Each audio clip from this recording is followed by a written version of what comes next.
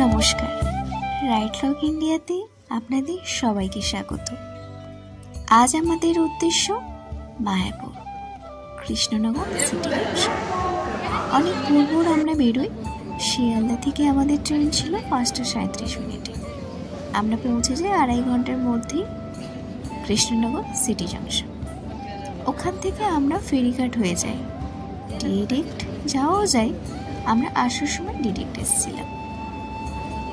Fair মাত্র 30 টাকা, direct গেলে 50 টাকা।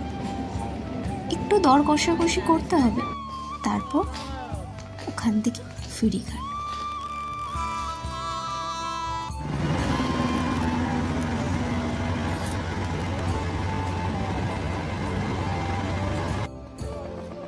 ফেরিঘাটে মাত্র 3 টাকা করে পার হেড, এবং ওপার থেকে আপনারা টোটো করেও যেতে পারেন, হেঁটেও যেতে পারেন।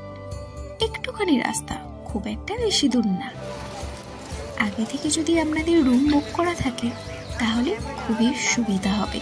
আপনারা যদি ভিতরে রুম নেন তবে 1 থেকে 2 মাস আগে আপনারা অনলাইন বুক করে নেবেন।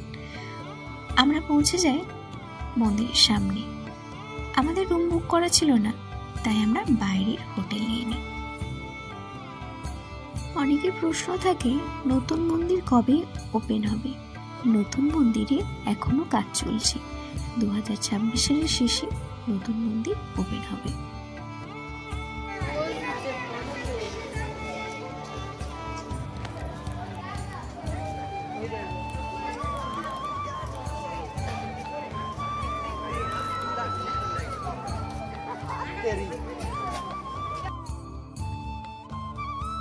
পরের দিন চলে যেতে পারেন নবদ্বীপ ঘাট পার হয়ে।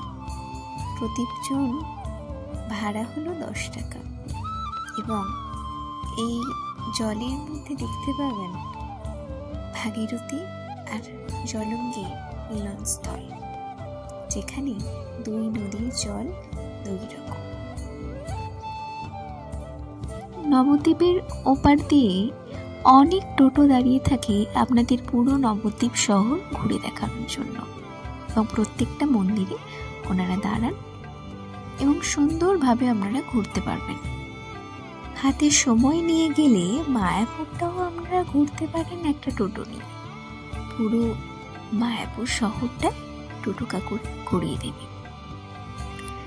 এবার বলি, দামোদর মাসে যাওয়ার আগে অবশ্যই রুমটা বুক করে যাবেন। রুম পাওয়া ভিতরে একটু শক্ত, তবে বাইরে অবশ্যই পেয়ে যাবেন। দামোদর মাসে প্রদীপ দেখাতে হলে অবশ্যই মন্দিরে যান এবং ভগবানের সামনে প্রদীপ রাখান।